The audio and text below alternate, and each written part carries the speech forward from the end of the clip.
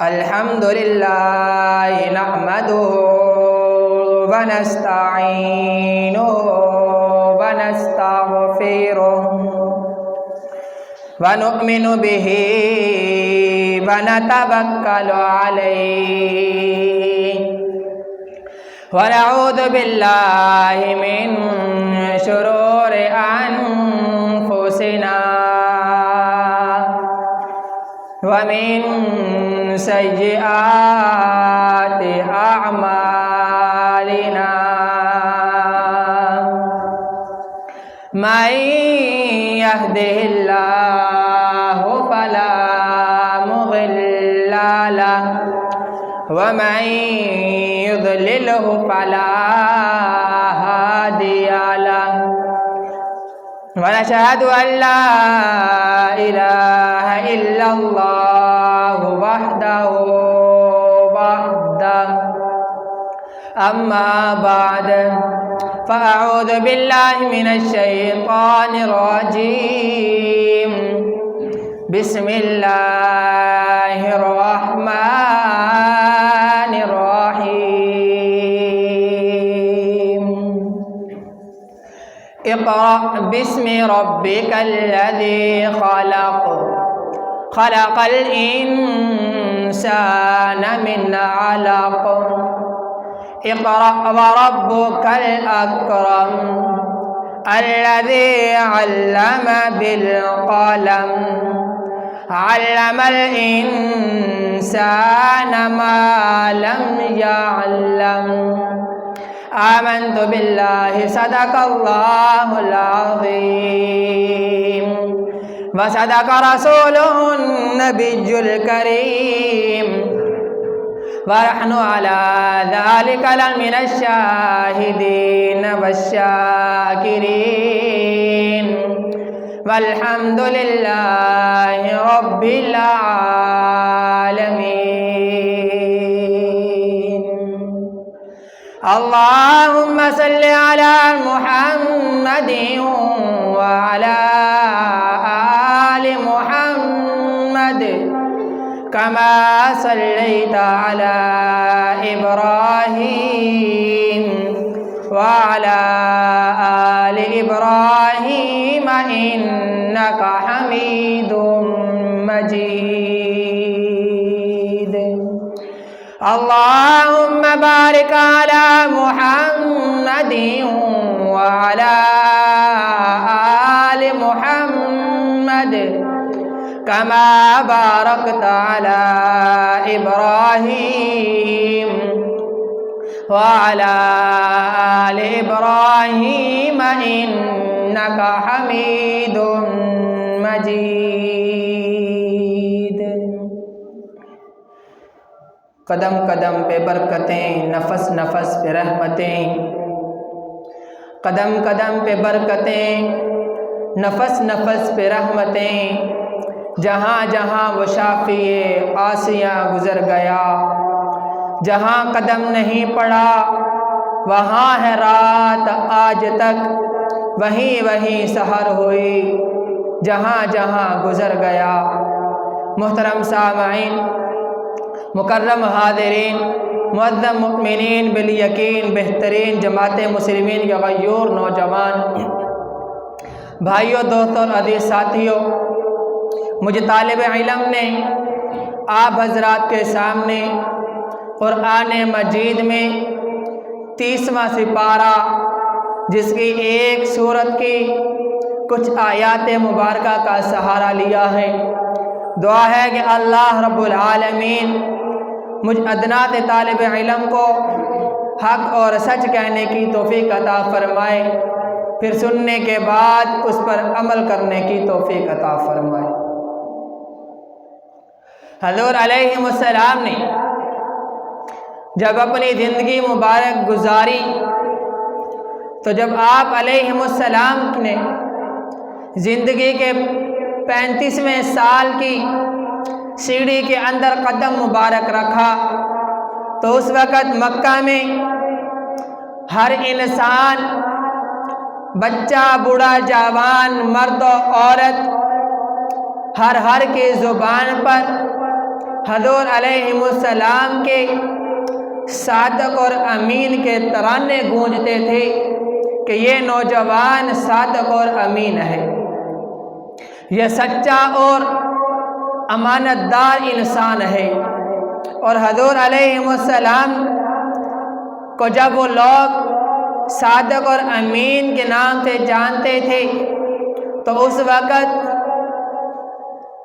کعبۃ اللہ کی تعمیر کا ایک واقعہ سامنے آیا کہ بارشوں اور مسلسل سیلاب کی وجہ سے کعبۃ اللہ کی دیواریں کمزور ہو چکی تھیں، کیونکہ کعبۃ اللہ جس جگہ واقع ہے یہ ایک وادی اور ایک پہاڑ کی جہاں ریڑھ آ کر بنتی ہیں اس کو تراش کر وہاں پر یہ کعبۃ اللہ کی تعمیر کی گئی تھی، اور مسلسل بارشوں کی وجہ سے کعبۃ اللہ کی دیواریں کمزور ہو چکی تھیں۔ تو قریش مکہ اس وقت کعبۃ اللہ کے متولی تھے، وہ کعبۃ اللہ کی دیکھ بھال کیا کرتے تھے۔ انہیں فکر ہوئی کہ دور دور سے لوگ آتے ہیں، آ کر کعبۃ اللہ کی زیارت کرتے ہیں، یہاں پر آ کر وہ اپنی منتیں مانتے ہیں، اللہ سے دعائیں مانگتے ہیں، اس کے لیے اپنے صدقہ خیرات اور زکوٰۃ دے کر جاتے ہیں، جس سے مکہ والوں کو، قریش والوں کو آمدنی حاصل ہوتی تھی۔ تو انہیں یہ فکر لاحق ہوئی کہ جس کے لیے لوگ یہاں اس کی زیارت کے لیے آتے ہیں اب اس کو خوبصورت کر کے بنا دینا چاہیے۔ تو انہوں نے وہاں پر کعبۃ اللہ کے اندر ایک 3 گز گہرا ایک کنواں بنوایا کہ لوگ اپنی نظریں اور نیازیں اس کنویں کے اندر ڈالتے رہیں۔ تو اس کنویں کے اندر ایک سانپ آ گیا، جب کوئی شخص اس کنویں کے قریب جاتا تو وہ سانپ پکارنے لگتا اور لوگ ڈر کی وجہ سے اس کے قریب نہ آتے۔ لوگوں کو اس کی بھی فکر لاحق ہوئی، اب سانپ کنویں کے اندر ہے، اسے کس طرح سے نکالا جائے۔ تو ایک روز وہ سانپ اس کنویں کی دیوار پر آ کر بیٹھا، آسمان سے ایک عقاب آیا جس نے اس سانپ کو اپنے پنجوں کے اندر اٹھایا اور اٹھا کر لے گیا۔ لوگوں نے اسے اللہ رب العالمین کی طرف سے اپنی غیبی مدد سمجھی کہ اللہ رب العالمین نے اس نقصان دہ چیز کو ہم سے دور کیا ہے۔ تو وہاں پر اعلان کیا گیا، حضور علیہ السلام کے والدہ کے ماموں جنہوں نے اٹھ کر یہ اعلان کیا کہ اے مکہ والوں، اللہ کے گھر کی تعمیر کرنی ہے، یہ پاک گھر ہے، اس کے لیے اپنے پاک مال میں سے اس میں سے حصہ ملایا جائے، اس کے اندر کہیں زنا کا پیسہ نہ ہو، کسی کا چوری کا پیسہ نہ ہو، کسی کا ڈاکے کا پیسہ نہ ہو، کسی کی حرام کمائی کا پیسہ نہ ہو، کسی کا لوٹ مار کا پیسہ نہ ہو، یہ اللہ کا پاک گھر بنایا جا رہا ہے، اسی لیے اس کے لیے اپنی پاک کمائی میں سے اس میں حصہ ڈالا جائے۔ ہر انسان نے اس میں بڑھ چڑھ کر حصہ ملایا کہ اپنی حلال کمائی میں سے انہوں نے اپنا حصہ ملاتے چلے گئے۔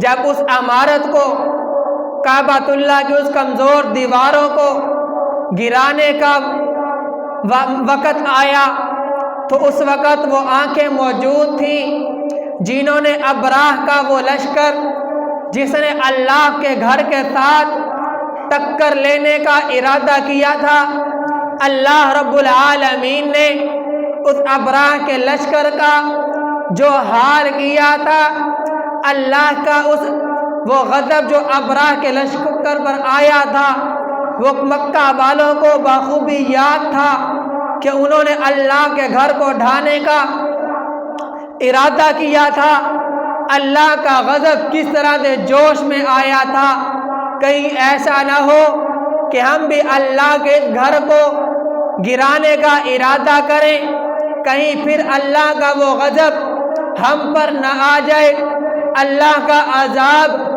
ہم پر نہ آ جائے، اللہ کا غصہ ہم پر مسلط نہ ہو جائے۔ وہ لوگوں نے دعائیں کی کہ اے اللہ تو دلوں کے راز جانتا ہے، تو دلوں کے بھید جانتا ہے، دلوں کے ارادوں کو جانتا ہے۔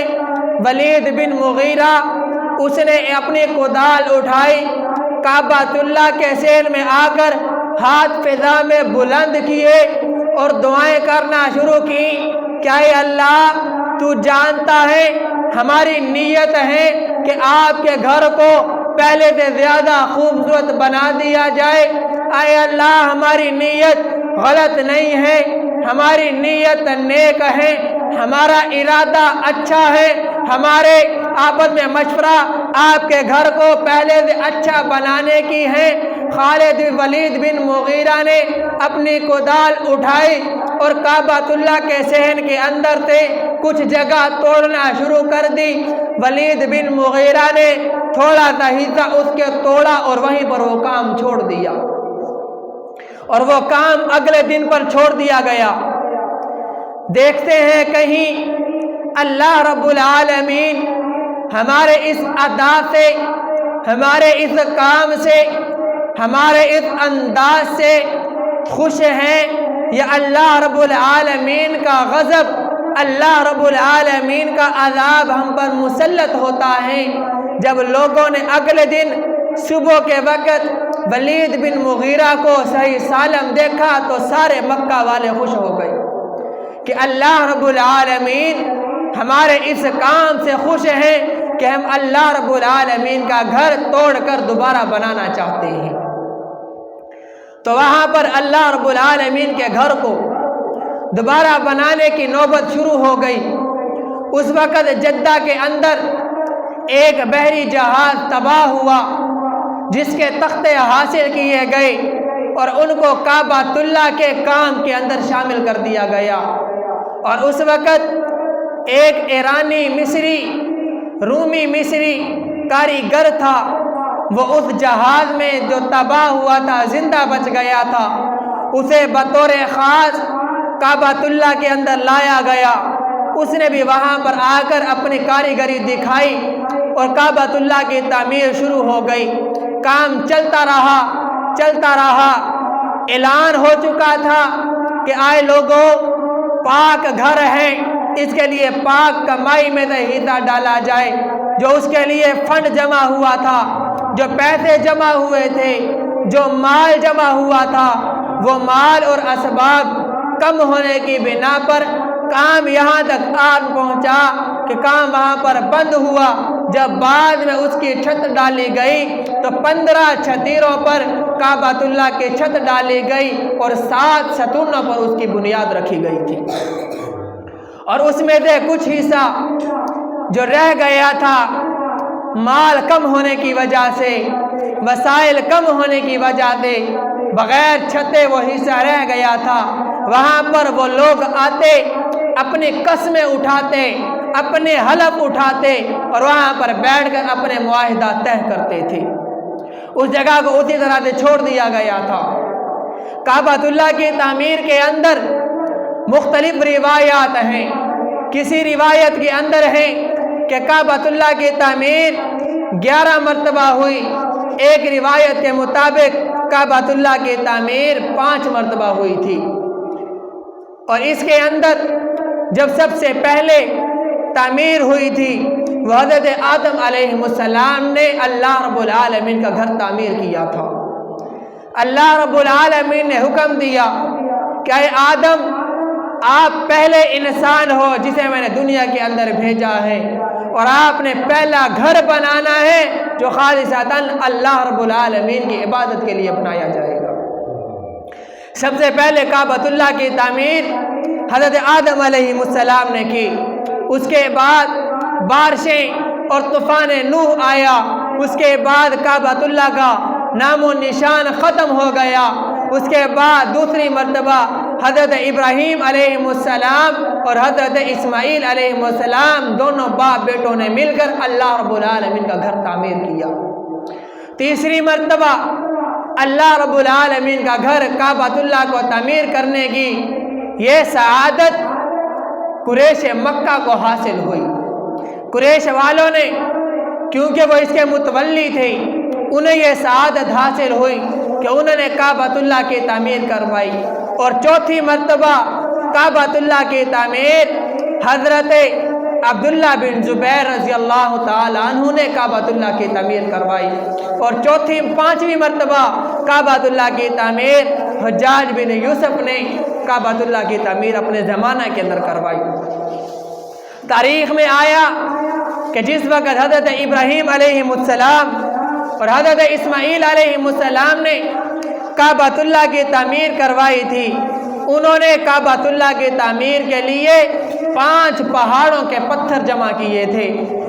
ایک کا نام طور سینا ہے، دوسرے کا نام طور زینا ہے، تیسرے کا نام لبنان ہے، چوتھے کا نام جودی ہے، 5ویں کا نام ہیرا ہے، کہ ان 5 پہاڑوں کے پتھر جمع کر کے حضرت ابراہیم علیہ السلام نے اللہ کے گھر کی تعمیر کی تھی۔ اور قریش مکہ کی تعمیر کے بعد سب سے زیادہ جو فضیلت حاصل ہے وہ حضرت عبداللہ بن زبیر رضی اللہ تعالیٰ عنہ کی کروائی ہوئی تعمیر کو حاصل ہے، کہ انہوں نے اللہ رب العالمین کے گھر کی جو تعمیر کروائی تھی، انہوں نے بطور خاص چونا یمن ملک سے منگوایا، کیونکہ اس سے پہلے جو کعبۃ اللہ کی تعمیر کروائی گئی وہ صرف پتھروں کے ساتھ کی گئی تھی۔ اور حضرت عبداللہ بن زبیر رضی اللہ تعالیٰ عنہ نے جب کعبۃ اللہ کی تعمیر کروائی تو انہوں نے بطور خاص یمن سے چونا منگوایا، اور اس چونے کے ساتھ انہوں نے کعبۃ اللہ کی تعمیر کروائی۔ جب یہ کعبۃ اللہ تعمیر ہو گیا، انہوں نے مشک کے ساتھ، خوشبوئیں کے ساتھ کعبۃ اللہ کی دیواروں کو لپوایا تھا۔ انہیں یہ اعزاز حاصل ہے، اور تاریخ میں آیا، مؤرخین نے لکھا کہ سب سے پہلے کعبۃ اللہ کے اوپر غلاف کعبہ حضرت عبداللہ بن زبیر رضی اللہ تعالیٰ عنہ نے چڑھایا تھا۔ اور جس روز انہوں نے اس کی تعمیر مکمل ہوئی تو حضرت عبداللہ بن زبیر رضی اللہ تعالیٰ عنہ نے اپنے کئی غلاموں کو آزاد بھی کیا، دعوت بھی کی، اور ننگے پاؤں چل کر کعبۃ اللہ کا طواف کیا۔ حضرت عبداللہ بن زبیر کے ساتھ مل کر کئی قریشیوں نے کعبۃ اللہ کے ننگے پاؤں انہوں نے طواف کیا تھا۔ یہ عبداللہ بن زبیر ہیں کون؟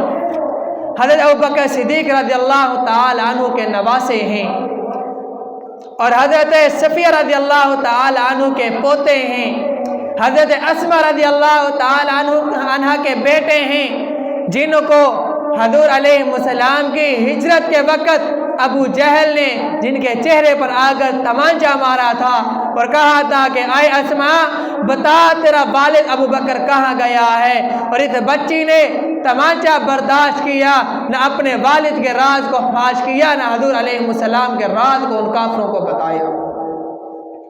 یہ ان کے بیٹے ہیں حضرت عبداللہ بن زبیر، جنہیں یہ سعادت حاصل ہے کہ انہوں نے چوتھی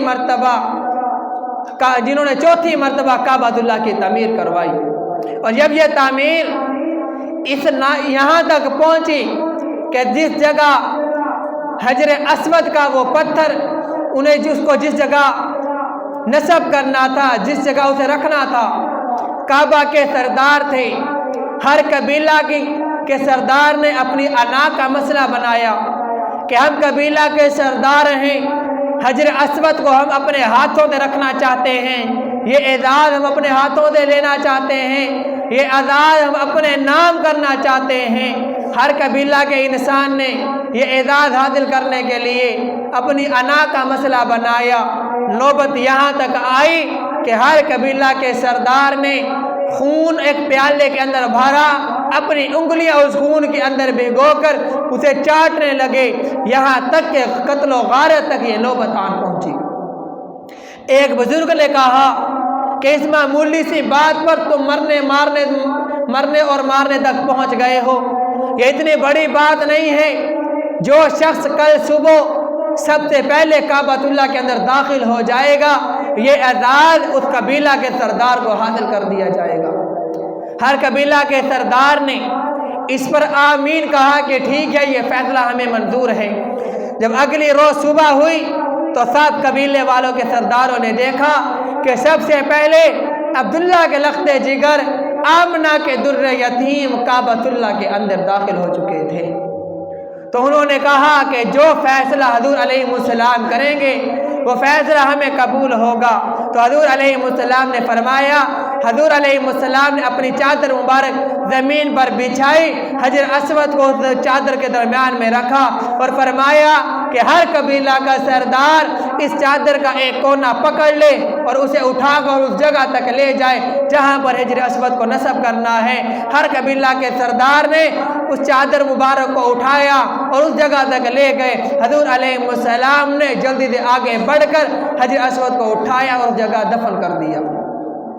ہر قبیلہ کے سردار اس پر خوش ہو گئی کہ حضور علیہ السلام کے اس ذہانت کی وجہ سے، اس بصیرت کی وجہ سے، اس کمال درجہ سوچ کی وجہ سے قتل و غارت سے مکہ کے قریش کے بڑے بڑے جو سردار تھے وہ لڑائی جھگڑا سے بچ گئے کہ حضور علیہ السلام نے یہ فیصلہ ان کے بارے میں فرمایا۔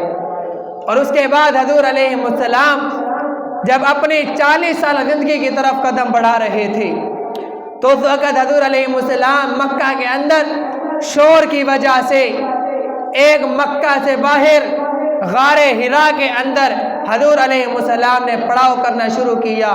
وہاں کے اندر حضور علیہ السلام نے سکون محسوس کیا۔ یہ ایک غار تھی، تو یہ غار وہ ہے جس کے اندر حضور علیہ السلام کے دادا عبد المطلب اعتکاف کیا کرتے تھے۔ جب حضور علیہ السلام نے اس غار کے اندر سکون حاصل کیا، جب 40 سال کی سیڑھی میں حضور علیہ السلام نے قدم مبارک رکھا، نوبت یہاں تک آئی کہ حضور علیہ السلام جب رات کو سوتے تھے، جو خواب دیکھتے تھے صبح اٹھتے تھے تو وہ خواب سچ ثابت ہو جاتا۔ حضور علیہ السلام نے سوچا کہ یہ کیا ماجرا ہے، رات کو جو دیکھتا ہوں خواب صبح وہی سچ ثابت ہوتا ہے۔ تو ایک روز جبرائیل علیہ السلام آئے، انہوں نے آ کر سلام کیا۔ سلام کرنے کے بعد عرض کی کہ یا رسول اللہ اقرأ، حضور کے فرمایا پڑھو۔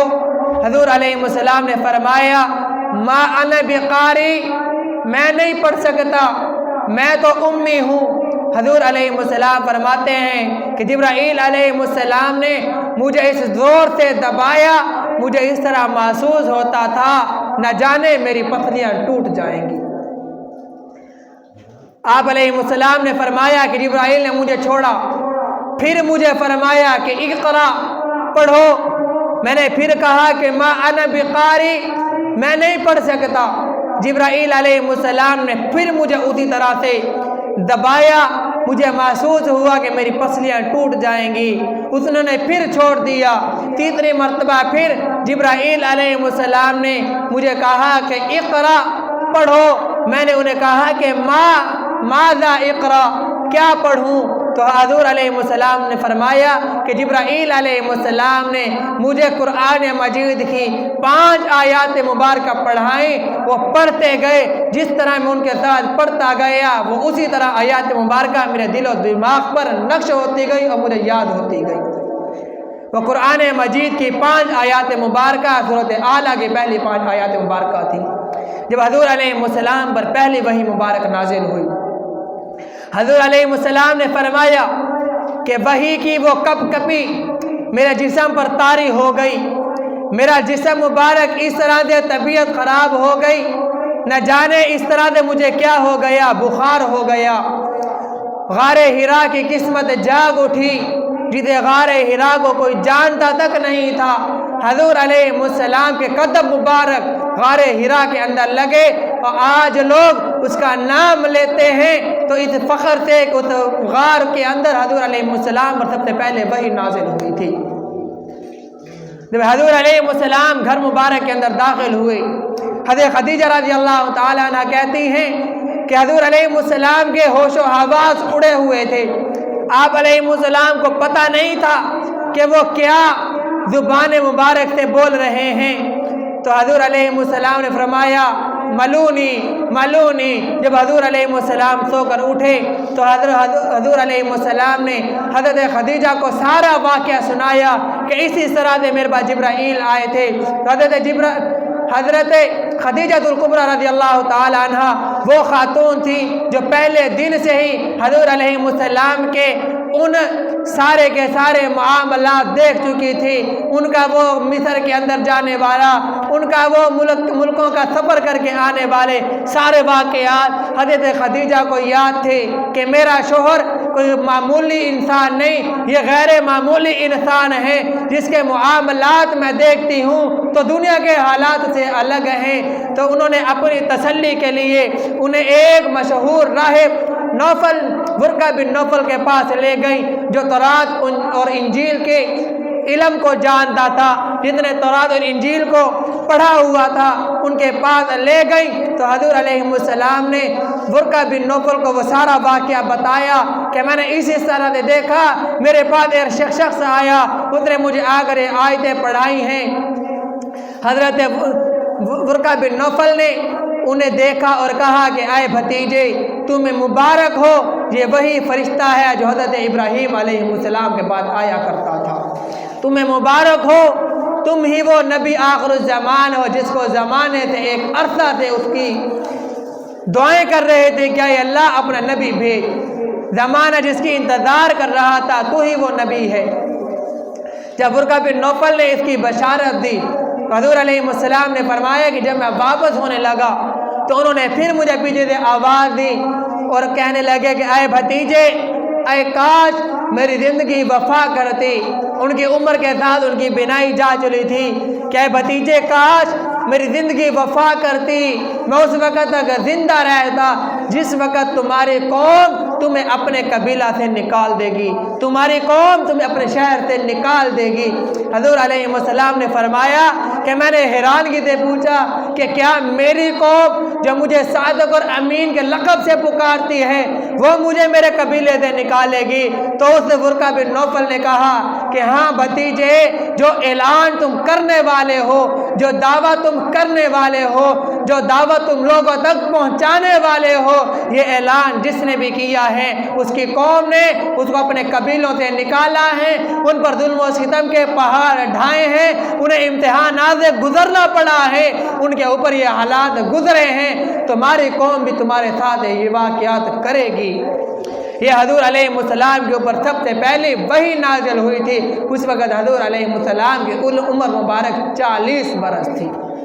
दुआ है कि अल्लाह रब्बुल आलमीन जो हज़ूर अलैहिस्सलाम कुरान मजीद हम तक लेके आए, जो कुरान मजीद हमें सबक देता है, जो कुरान मजीद हमें रास्ता दिखाता है, जन्नत का रास्ता दिखाता है, जहन्नम से मना करता है, हज़ूर अलैहिस्सलाम के रास्तों पर चलने की तनकीर करता है, कुफ्र और शिरक के रास्ते से हम सबको मना करता है।